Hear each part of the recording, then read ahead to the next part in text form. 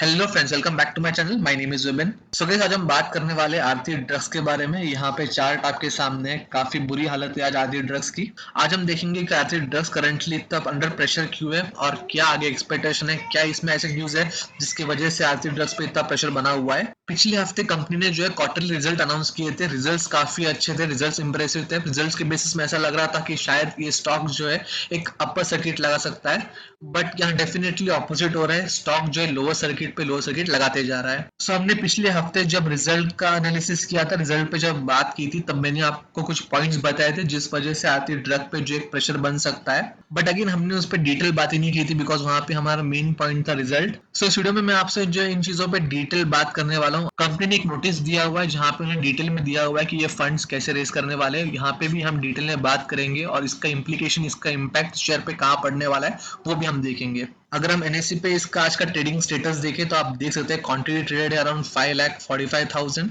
और deliverable quantity लगभग आधी से भी कम है, 2,58,000, जो कि बनता है 47.27%। और अगर आप यहाँ पे देखोगे अराउंड 2,15,000 शेयर्स जो है स्टिल पेंडिंग में पड़े हैं, जहाँ पे डिलीवरी अभी तक उठाई नहीं गई है।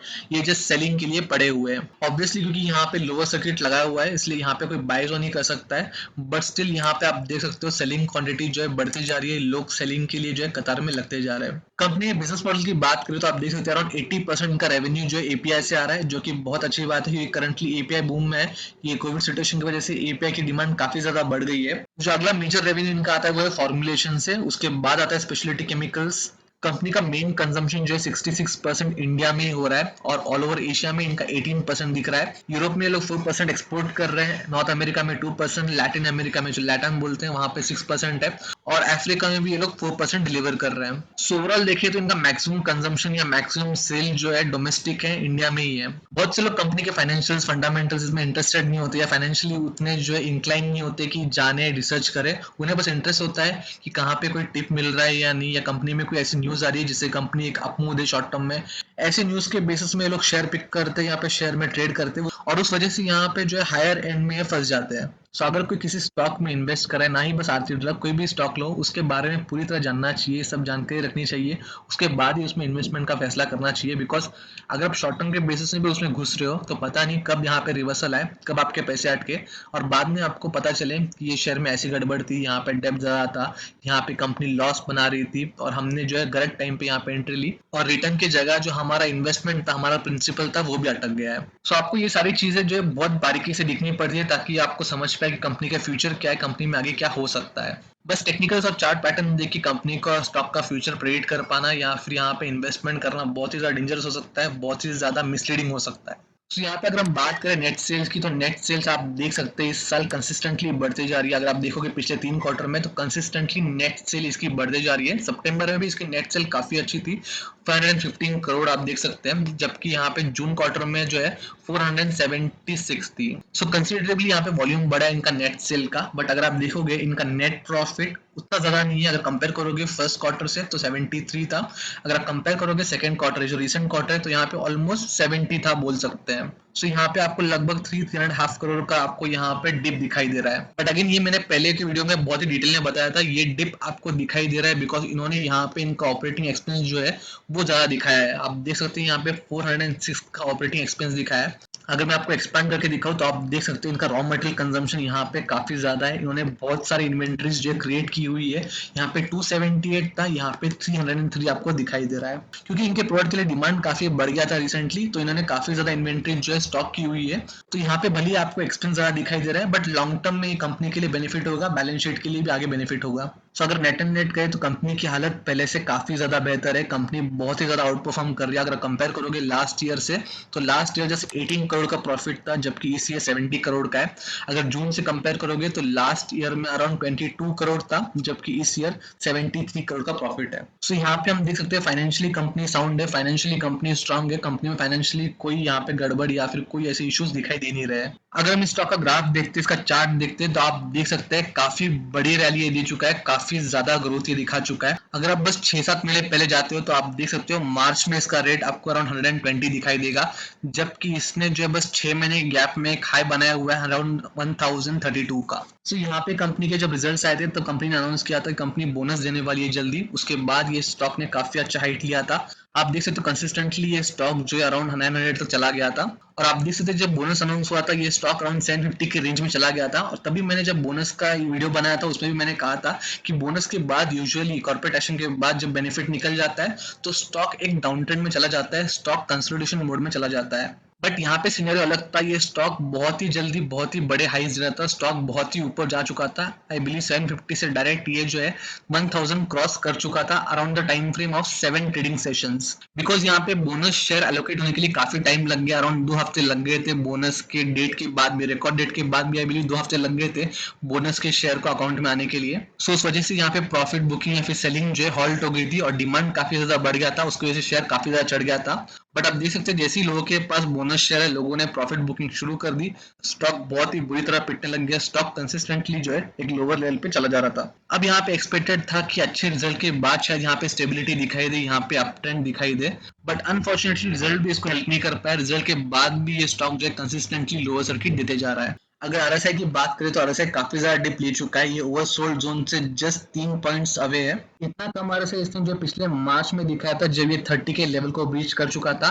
आई बिलीव ये टाइम वापस आ गया है, ये 30 को भी जो है क्रॉस कर सकता है या फिर 30 को जो है आराम से टच कर सकता है। सो अब हम कुछ पॉइंट देखते हैं जिस वजह से शेयर का प्राइस जो है काफी ज्यादा हैम्पर हो रहा है, शेयर का प्राइस डाउन ट्रेंड में जा रहा है। सबसे पहले तो आप देख सकते हैं यहाँ पे डाउ जोन्स काफी ज्यादा वीक है, डाउ जोन्स एक डाउन ट्रेंड बना रहा है। कल ऑलमोस्ट ये जो 2.5% डाउन गया था और अगर पिछले 5 दिन की बात करें तो पिछले 5 दिन के कंपैरिजन में ये 2.5% डाउन है। एंड क्योंकि डाउ जोन्स डाउन है, अमेरिकन मार्केट डाउन है, उसका इम्पैक्ट आपको यहाँ पे निफ्टी में भी दिखाई दे रहा है, निफ्टी भी काफी ज्यादा वीक चल रहा है।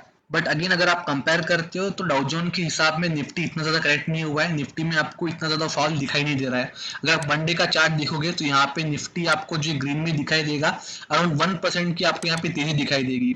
सुबह जब निफ्टी ओपन हुआ था तो ये जो रेड में ओपन हुआ था, ओवरऑल इंडेक्स में करेक्शन आने की वजह से आपको फार्मा में भी काफी ज्यादा करेक्शन दिखाई दे रहा है। बस आरती ड्रग में नहीं, मेजॉरिटी फार्मा स्टॉक्स में आपको करेक्शन दिखाई दे रहा है। सन फार्मा, लॉरस लैब्स, सिप्ला, ग्रैन्युअल्स, आप कोई भी स्टॉक लीजिएगा हर एक में आपको एक कंसिडरेबल करेक्शन दिखाई देगा ही। बट फॉर्चुनेटली वो स्टॉक्स इतने नहीं गिरे कि उनपे लोअर सर्किट लग जाए, तो जब निफ्टी रिकवर कर रहा है उनके साथ ये स्टॉक भी रिकवर कर रहे हैं। बट आरती ड्रग में यहाँ पे जो सुबह ही 5% का आपको करेक्शन दिखाई दे रहा है, 5% यहाँ पे डिप दिखाई दे रहा है।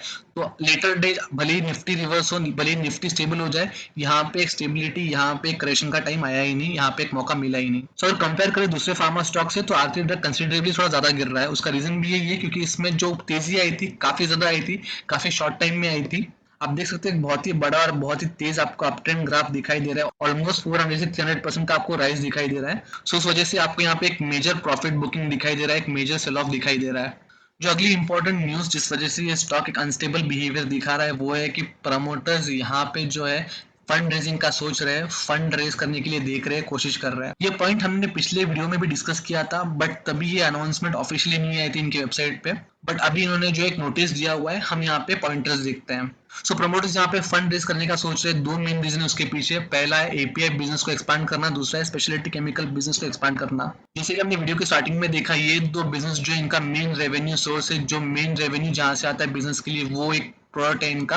तो वहां पे ये लोग एक्सपेंशन का सोच रहे हैं, वहां पे ये लोग जो है एक्सपेंशन के लिए फंड रेज कर रहे हैं। सो अगेन ये बिजनेस के लिए अच्छा है, बिजनेस ग्रोथ के लिए अच्छा है, बिकॉज अगर इनका जो मेन रेवेन्यू सोर्स है उसी को ये बढ़ाए, जो मेन रेवेन्यू इनका बिजनेस है उसको एक्सपांड करे, तो ऑब्वियसली इनकी इनकम, इनके सेल्स ही बढ़ेंगे और ओवरऑल बैलेंस शीट पे भी एक हेल्थी इंपैक्ट आपको दिखाई देगा। अगर हम देखिए कैसे फंड रेज करना चाह रहे हैं तो इन्होंने बहुत सारे ऑप्शन यहाँ पे दिए हुए हैं। Convertible debenture, non convertible debenture with warrant entitlement, qualified institutional placement, private placement, public issue of equity and डेब्ट सिक्योरिटीज। बट अगेन ये किस तरह से फंड रेज करेंगे उस पर ज्यादा डिपेंड करेगा कि स्टॉक प्राइस कैसे रिएक्ट करेगा। बिकॉज अगर यहाँ पे ये लोग इक्विटी के थ्रू जा रहे हैं और फ्रेश इक्विटी मार्केट में ला रहे हैं तो ऑब्वियसली स्टॉक प्राइस में थोड़ा आपको करेक्शन दिखाई देगा ही, स्टॉक प्राइस हैम्पर होते हुए आपको दिखेगा ही।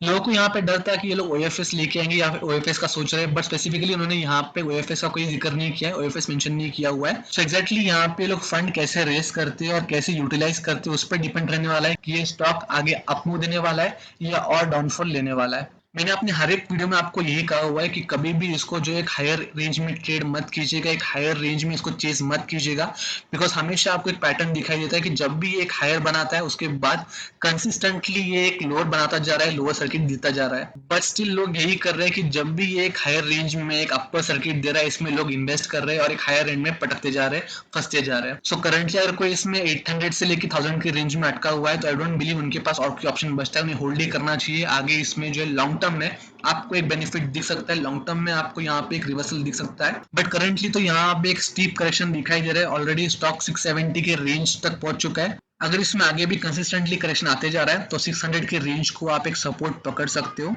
अगर बॉलिंजर बैंड में इसका अलग देखोगे तो आप देखोगे कंसिस्टेंटली ये जो कैंडल से नीचे की तरफ बढ़ते जा रहा है। जो लेटेस्ट कैंडल बनी है अराउंड 677 की रेंज में रुका हुआ है।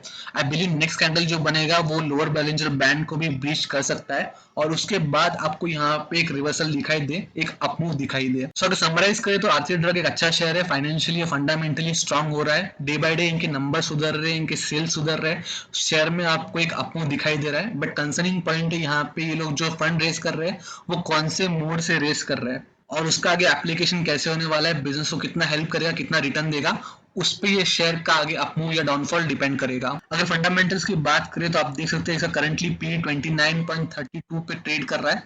बट अगेन इसका रिटर्न ऑन इक्विटी काफी इंप्रेसिव है, काफी अच्छा है। सो आई बिलीव ये जो फंड रेस कर रहे हैं उसका इम्प्लीकेशन आगे अच्छा हो सकता है, इसको अच्छे से यूज कर सकते हैं, बिजनेस के जो है फुल पोटेंशियल को ये लोग जो है ब्रीच कर सकते हैं। बट अगेन पी वैल्यूएशन काफी ज्यादा, ये एक डेंजर जोन। साथ ही साथ बुक वैल्यू भी आप देख सकते हो अराउंड 8.67 पे करंटली चल रहा है ये। सो ये स्टॉक जो है काफी टाइम से ओवर वैल्यूड था, अपने एक्चुअल बुक वैल्यू से, अपने एक्चुअल इंट्रिंसिक वैल्यू से काफी हायर रेट पे ये ट्रेड कर रहा था। उसके पीछे रीजंस काफी ज्यादा थे कि बोनस काफी अच्छा दे रहे थे, साथ ही साथ इनके रिजल्ट्स जो है काफी अच्छे आए थे एज कम्पेयर टू इसके एक्सपेक्टेशंस। तो ये स्टॉक को एक नए हाइट पे लेके गया था। बट करंटली ये स्टॉक जो है उस चीज को करेक्ट करते हुए दिखाई दे रहा है, अपने एक्चुअल वैल्यूएशंस की तरफ बढ़ते हुए दिखाई दे रहा है। सो यूजुअली ऐसे मार्केट करेक्शन को मैं एज अपॉर्चुनिटी देखता हूँ कि फ्रेश एंट्री के लिए लोअर रेट पे एक अच्छा विंडो मिला हुआ है। बिकॉज कंपनी में जब कोई गड़बड़ नहीं होती, कंपनी के फाइनेंशियल्स इंप्रूव होते जाते हैं year on year, quarter and quarter, तो वैसे स्टॉक्स में जो है हर फॉल में एक विंडो मिलता है, अपॉर्चुनिटी मिलता है इन्वेस्टमेंट का, जो लॉन्ग टर्म में एक अच्छा रिटर्न देता है। बट करंटली इसके साथ एक अनसर्टेनिटी जुड़ी हुई है कि यहाँ पे ये लोग फंड कैसे रेस करने वाले हैं, वो एक मेन सवाल यहाँ पे सबके मन में है। सो अगले बोर्ड मीटिंग और वोटिंग्स के बाद यहाँ पे ये लोग कंफर्म कर लेंगे, एक डिसीजन पे आ जाएंगे ये लोग फंड कैसे रेस करेंगे। तो आई बिलीव वो एक प्रॉपर अपॉर्चुनिटी होगा यहाँ पे एक मेजर इन्वेस्टमेंट लेने के लिए। करंटली अगर आप सोच रहे हो इसमें इन्वेस्ट करने का तो आई बिलीव एक अच्छे डिप के बाद आप एक बहुत ही इग्नोरेबल पोजीशन यहाँ पे बनाना शुरू कर सकते हैं। कोई मेजर इन्वेस्टमेंट इसमें मत कीजिएगा, आप एक बार जो है फंड रेजिंग का एक प्रोसीजर होने दीजिएगा, फंड रेजिंग का जो इनका आउटकम है वो आने दीजिएगा, उसके बाद यहाँ पे एक मेजर इन्वेस्टमेंट का सोचिएगा। अगर आप उस एक पॉइंट को हटाते हैं तो स्टॉक काफी अच्छा है, इनके नंबर्स में हमेशा आपको प्रोग्रेसिव दिखाई दे रहे हैं, आने वाला क्वार्टर और ईयरली रिजल्ट भी इनके फेवर में ही रहेगा ऐसा लग रहा है। सो अगर आप चेस करते करते हायर एंड पे इसमें अटके हुए हो तो आई बिलीव स्टिल आपको यहाँ पे एक अपॉर्चुनिटी दिख रही है इनके फाइनेंशियल्स के थ्रू कि यहाँ पे आपको एक अच्छा खासा रिवर्सल आगे दिख सकता है। बट एक अनसर्टेनिटी जुड़ी हुई है कि यहाँ पे लोग फंड्स कैसे रेस कर सकते हैं। और फ्रेश एंट्री के लिए मैं यही सजेस्ट करूंगा कि आप यहाँ पे बहुत ही छोटी इग्नोरेबल क्वांटिटी में यहाँ पे एंटर कीजिएगा, एक मेजर क्वांटिटी यहाँ पे अवॉइड ही कर दीजिएगा। सो ये थे मेरे व्यूज, मेरे पॉइंट ऑफ व्यू स्टॉक को लेके। शायद आपका पॉइंट ऑफ व्यू कुछ और हो, शायद आपके व्यूज कुछ और हो, शायद आप इसमें जो है काफी ज्यादा बुलिश हो, शायद आपको लगता हो काफी ज्यादा ऊपर जाने वाला है। सो आप उस हिसाब से यहाँ पे इन्वेस्टमेंट का सोच सकते हैं, उस हिसाब से आप यहाँ पे रिएक्ट कर सकते हैं। मैंने जो पॉइंट्स बताए मेरा व्यू था, मेरा रिसर्च था, मेरा स्टडी था, आप उस पर जो है कंक्लूजन मत आइएगा। आप आपका रिसर्च पूरा करने के बाद ही इसमें एक इन्वेस्टमेंट या डिसइन्वेस्टमेंट कीजिएगा। वीडियो पसंद आया तो प्लीज लाइक कर लीजिएगा, लोगों से शेयर कर लीजिएगा। मैं आपसे जल्दी मिलूंगा, तब तक के लिए गुड बाय।